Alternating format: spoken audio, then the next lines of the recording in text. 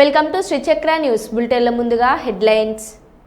హన్మకొండలోని public garden నుంచి arts college వరకు సాగనున్న శోభయాత్ర.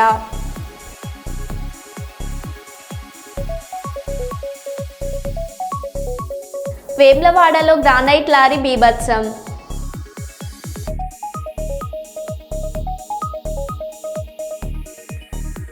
Super 6 పథకాలు ఇస్తారా లేదా ముఖ్యమంత్రి గారు?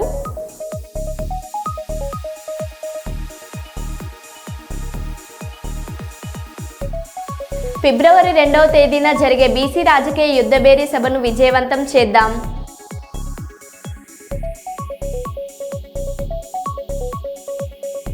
ఆసిఫాబాద్ జిల్లాలో బంజారా ఆశ్రమ పాఠశాలలో బస చేసిన జిల్లా కలెక్టర్ వెంకటేష్ ధోత్రే.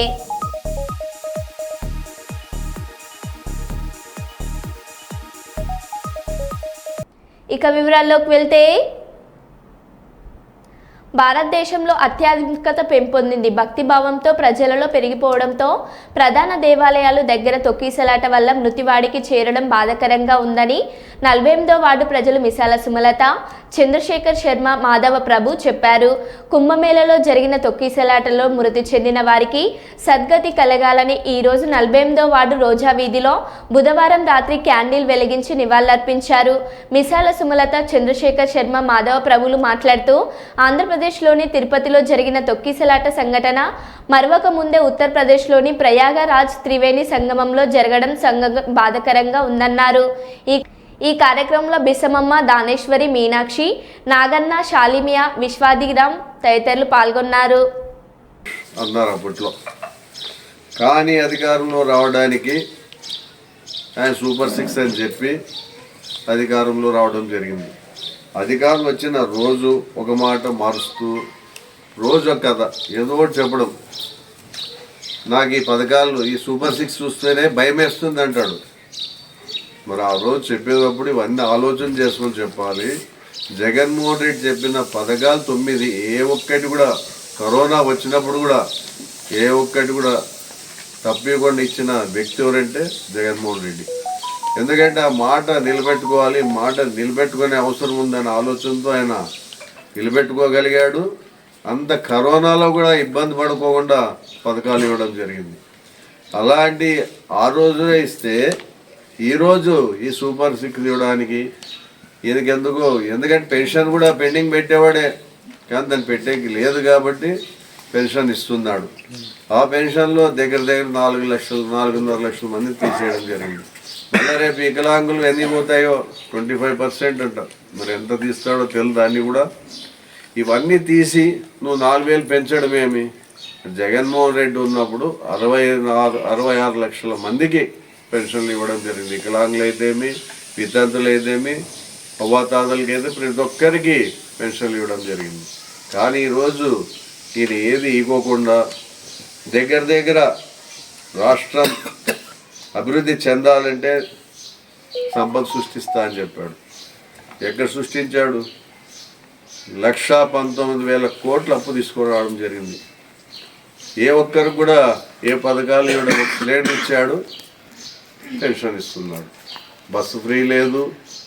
అలాగే 18 ఏళ్ళ వాళ్ళకి నెలకి 1,500 అని చెప్పడం జరిగింది. తల్లి వందనం ప్రతి ఇంట్లో ఎంతమంది ఉంటే అంతమందికి 15,000 ఇస్తా అని చెప్పడం జరిగింది. కానీ ఎందుకు ఇవ్వడం లేదు? ఇంకోటి కొత్తగా పుడికాడు. అప్పుడు చేసిన నీరు చెట్టుని ఇప్పుడు బిల్స్ పెట్టాలంట. 2014-19లో చేసిన నీరు చెట్టు పథకాలకి పనులకి ఈరోజు బిల్స్గా పెట్టండి అని చెప్పడం జరుగుతుంది. దానికి బడ్జెట్ ఇవ్వడం వస్తుంది. పేదలు చెప్పిన సూపర్ 6 ఇవ్వడానికి ఎందుకు రావడం లేదని ఒకసారి అడగాలని మేమందరూ ఈరోజు రాష్ట్రంలోనే ప్రెస్ మీట్ పెట్టడం జరిగింది. అంటే ఇవన్నీ ప్రజలకు తెలాలని, మాకేదో ఇదని కాదు, ప్రజలు కూడా తెలుసుకోవాలి. ఆ రోజు ఈ సూపర్ 6 నమ్మి ఓటేసినాము. ఓటేసినా మన చంద్రబాబు నాయుడు చేసిన ఘనత ఏమని తెలాలని ఈరోజు చెప్పడం జరుగుతుంది. అలాగే కరెంటు బిల్లు ఆ రోజు మా ప్రభుత్వం ఉన్నప్పుడు బాధుడో కరెంట్ అని చెప్పాడు. మరి ఈరోజు ఏం చేశాడు? కరెంట్ బిల్ మళ్ళీ పెంచాడు. పథకాలు ఇచ్చే పరిస్థితిలో లేడు. వచ్చేది ఏదో జగన్మోహన్ రెడ్డి ఇస్తుండే మంచి వ్యక్తి, ఆయన మేము చేతులారా మేమే అన్యాయం చేసి మోసం చేసామని కూడా కొంతమంది మాట్లాడడం జరుగుతుంది. మొన్ననే ఎక్కడో వికలాంగులది ఒకటి రావడం కూడా, ఆయమ్మ కరెక్ట్గా ఉన్న వికలాంగులు కూడా తీసేస్తే ఇంకా పరిస్థితి మీద సంపద ఎప్పుడు సృష్టిస్తాడు? మళ్ళీ ఇవన్నీ తీసేసా అంటే వాళ్ళ కార్యకర్తలు బాగా చేయడానికి నీరు చెట్టు డబ్బులు ఉన్నాయి, కానీ పేదలకు ఇవ్వడానికి రైతులకు ఇవ్వడానికి రైతులకి 20,000 వేస్తా అన్నాడు. ఎక్కడ వేసినాడు? కానీ సెంట్రల్ వేస్తుంది పాపం, స్టేట్ ప్రభుత్వం మాత్రం వేయలేంత వరకు. ఏమని వేస్తే నాకు టైం కావాలి, కొద్ది వ్యవస్థ టైం కావాలి. ఏమనంటే జగన్మోహన్ రెడ్డి కూడా 9 నెలలు అయింది కదా, ఆయన వెంటనే వేసాడా అని అంటున్నాడు. సరే 9 నెలల తర్వాత కూడా ఇంకా ఎన్ని వేస్తావు చూద్దాం, నువ్వు కూడా పథకాలు ఇవన్నీ ఆలోచన చేసుకోవాలి. అబద్ధాలు చెప్పి అధికారంలో వచ్చి ప్రజల్ని ఇబ్బంది పెట్టి వైఎస్ఆర్ కాంగ్రెస్ పార్టీ కార్యకర్తల నాయకులను ఇబ్బంది పెట్టి వాళ్ళని ఇది చేయడమే తప్ప మీరే ఆలోచన ఏం లేదు మీకు.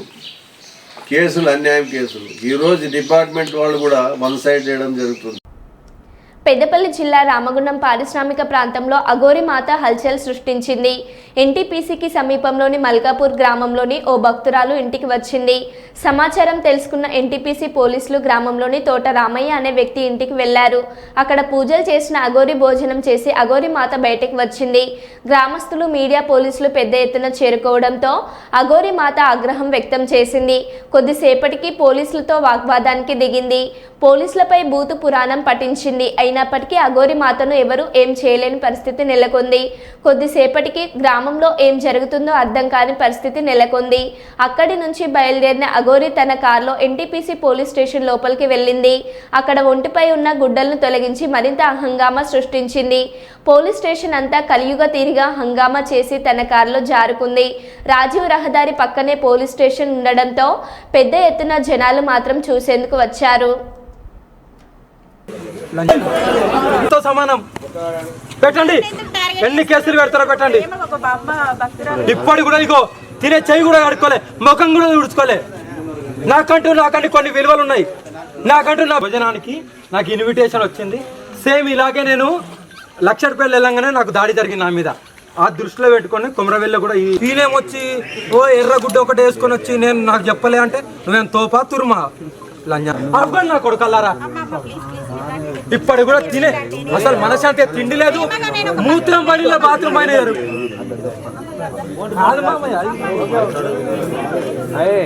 నాకు అర్థమవుతుంది అంటే అర్థమవుతుంది. ఇంటిమేషన్ చేయలేదా, పూర్తి చేయలే.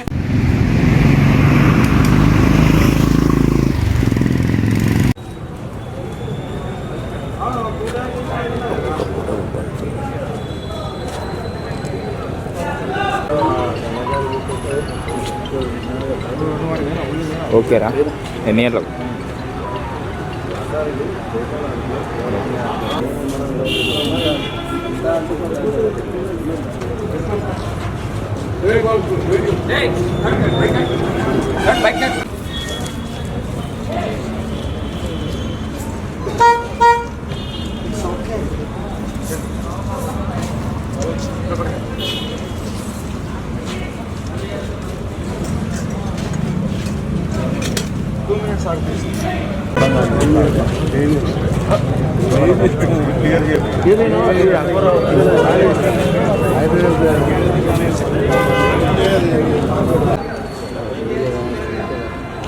అన్న అన్న అన్న అన్న అన్న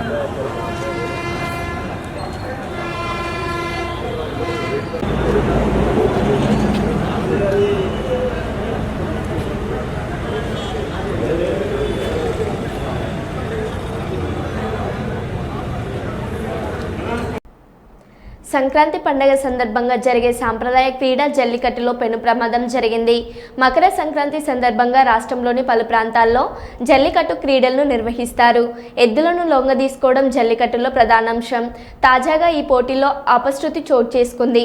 చిత్తూరు జిల్లా రామకుప్పం మండలం కదంజల్లు జరుగుతున్న జల్లికట్టు పోటీల్లో యువకులపై ఎద్దులు దూసుకెళ్లాయి. పోలీసుల సహాయంతో అంబులెన్స్ ద్వారా ఆసుపత్రికి తరలింపు చికిత్స పొందుతున్న క్షేత్రగాత్రులు.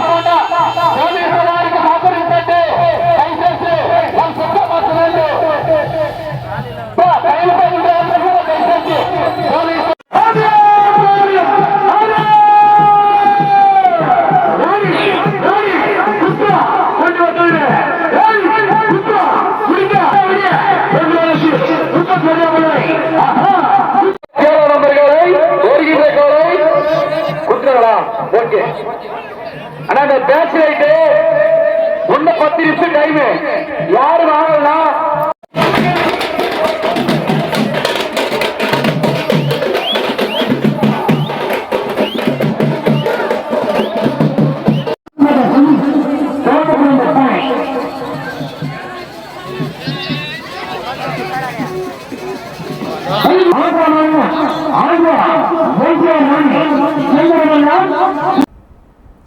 హన్మకొండ జిల్లా హన్మకొండలో ప్రారంభమైన సంకీర్తన శోభయాత్ర హన్మకొండలోని పబ్లిక్ గార్డెన్ నుంచి ఆర్ట్స్ కాలేజ్ వరకు సాగనున్న శోభయాత్రలో పాల్గొన్న చిన్న జిఆర్ స్వామి వేలాదిగా పాల్గొన్న చిన్న జిఆర్ స్వామి భక్తులు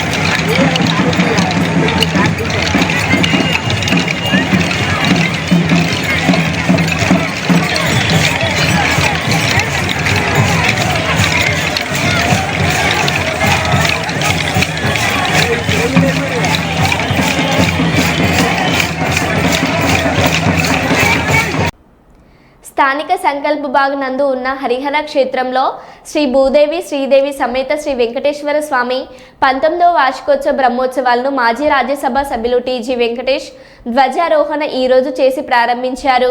ఈ సందర్భంగా టీజీ వెంకటేష్ మాట్లాడుతూ 30 సంవత్సరాల క్రితం బ్రాహ్మణ సంఘ ఆధ్వర్యంలో ఈ ఆలయాన్ని నిర్మించనున్నట్టు తెలిపారు. అప్పటి నుంచి కూడా ఎంతో నియమ నిష్ఠలతో తిరుమల తిరుపతి దేవస్థానంలో జరిగిన విధంగా పూజలు నిర్వహిస్తున్నట్లు ఆయన తెలిపారు. పవిత్ర తుంగభద్ర నది తీరాన వెలిసిన ఈ క్షేత్రంలో తిరుమలలో జరిగే విధంగా బ్రహ్మోత్సవాలు నిర్వహించాలని తలపెట్టి గత 19 సంవత్సరములుగా బ్రహ్మోత్సవాలను నిర్వహిస్తున్నట్లు టీజీ వెంకటేష్ తెలిపారు.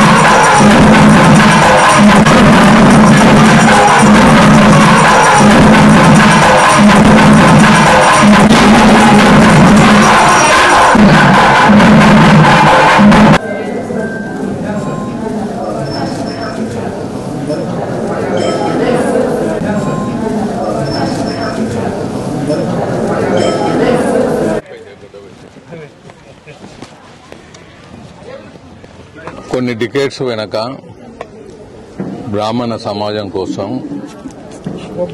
వారి పెళ్లిళ్లకు మరి వారి పూజలకు ప్రజలకు పూజలు చేసే విధానంలో వెంకటేశ్వర స్వామి దేవాలయం నిర్మించడం జరిగింది.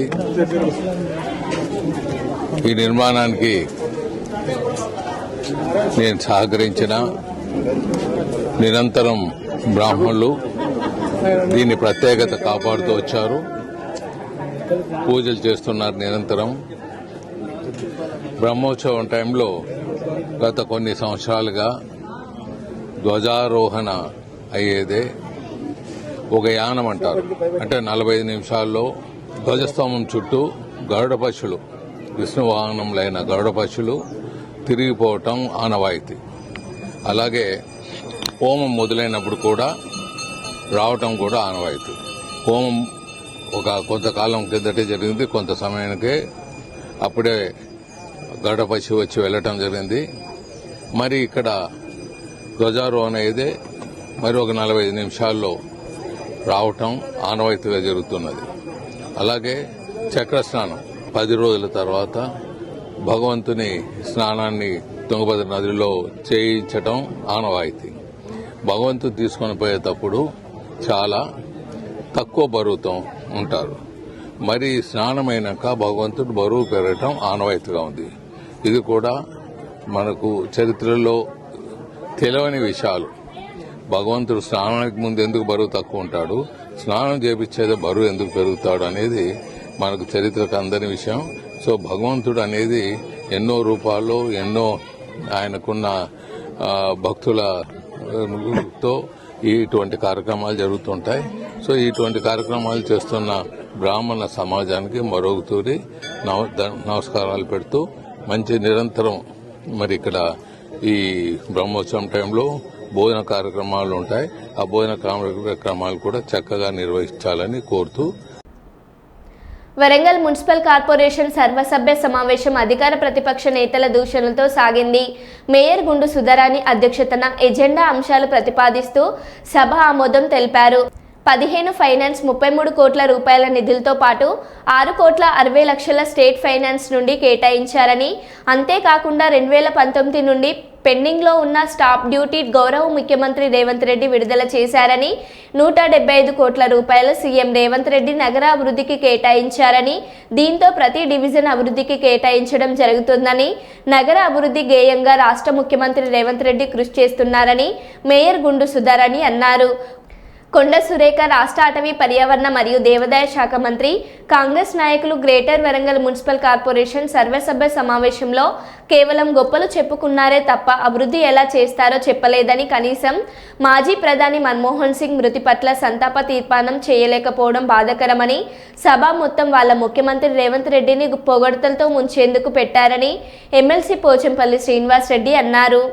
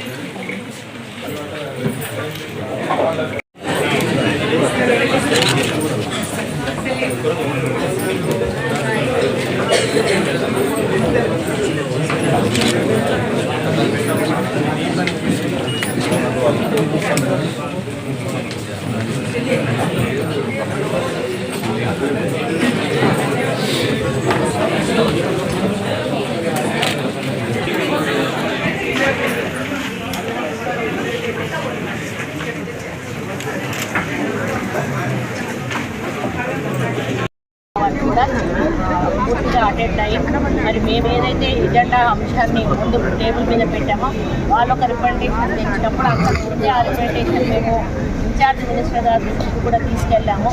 అది ఆల్రెడీ వాళ్ళ నోటీస్లో ఉంది.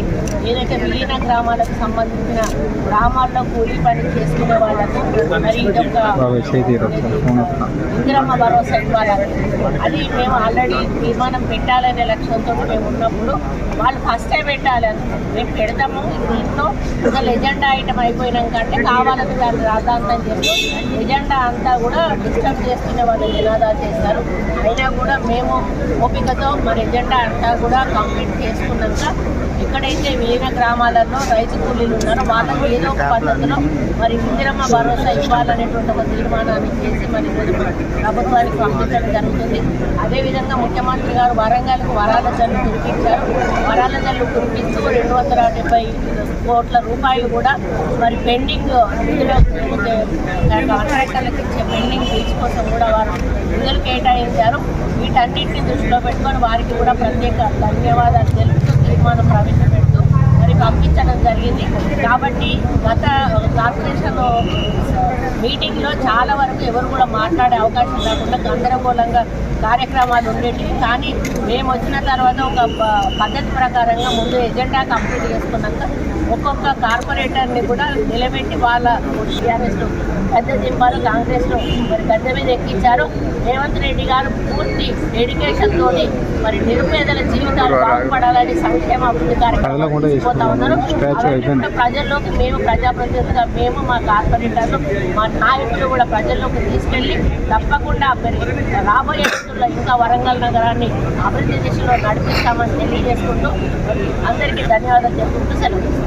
పాలకుర్తి మండల కేంద్రంలోని బృందావన్ గార్డెన్లో తెలంగాణ రాష్ట్రంలోని మొట్టమొదటిసారిగా లీవ్ సంస్థ ఆధ్వర్యంలో భూభారతి చట్టంపై రైతులకు అవగాహన సదస్సు ఏర్పాటు చేయడం జరిగింది. ఈ కార్యక్రమానికి భూభారతి చట్టం చైర్మన్ కోదండారెడ్డి, భూభారతి చట్టం రూపకర్త భూమి సునీల్ కుమార్, ఎమ్మెల్సీ కోదండరాం, పాలకుర్తి ఎమ్మెల్యే యశస్విన్ రెడ్డి ముఖ్య అతిథులుగా హాజరై మాట్లాడారు. భూభారత చట్టం రైతులకు ఎంతో ఉపయోగపడుతుందని, రైతుల హక్కులను పరిరక్షించడానికి చట్టంలో మార్పులు తేవడం జరిగిందన్నారు. గత ప్రభుత్వం తీసుకొచ్చిన ధరణిలో అనేక లోపాలున్నాయన్నారు. ఈ భారతిలో రైతుల సమస్యలు తీరుతాయని తెలిపారు. ఈ కార్యక్రమంలో జిల్లా additional collector Rohit Singh, Congress party నియోజకవర్గ ఇన్ఛార్జ్ ఝాన్సీ రెడ్డి, ఆర్డీఓలు, తహసీల్దార్లు, ప్రజాప్రతినిధులు, అధికారులు, రైతులు పాల్గొన్నారు. ఎప్పుడో పోయిన సంవత్సరం డిసెంబర్ లో కమిటీ వేసినప్పటి నుంచి ప్రతిసారి ఏ అంశం లేట్ అయినా వారు లీడ్ తీసుకుంటారు. ఇది జరగాలి, కమిటీ మీటింగ్ పెట్టాలి, ఈ చట్టం రావాలి, దీనికి నెక్స్ట్ ఇది జరగాలి అని వారు సంవత్సర కాలంగా వెనకాల నుండి శ్రమ పెట్టడం వల్ల ఈ రోజు మనం ఈ రోజు చట్టం చూస్తున్నాం.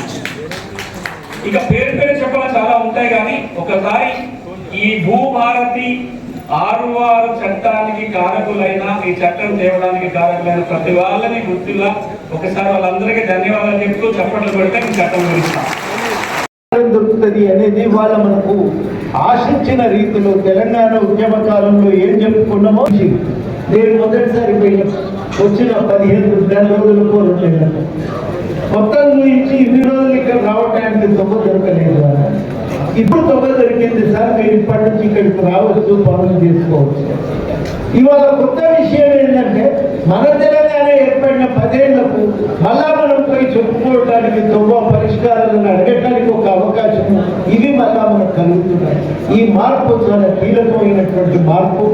ఈ మార్పును అర్థం చేసుకోవాలని, దాన్ని సద్వినియోగం చేసుకోవాలని మీ అందరినీ కూడా నేను పేరు పేరున అభ్యర్థిస్తూ మరో బులెటిన్లో మళ్ళీ కలుద్దాం. Stay tune.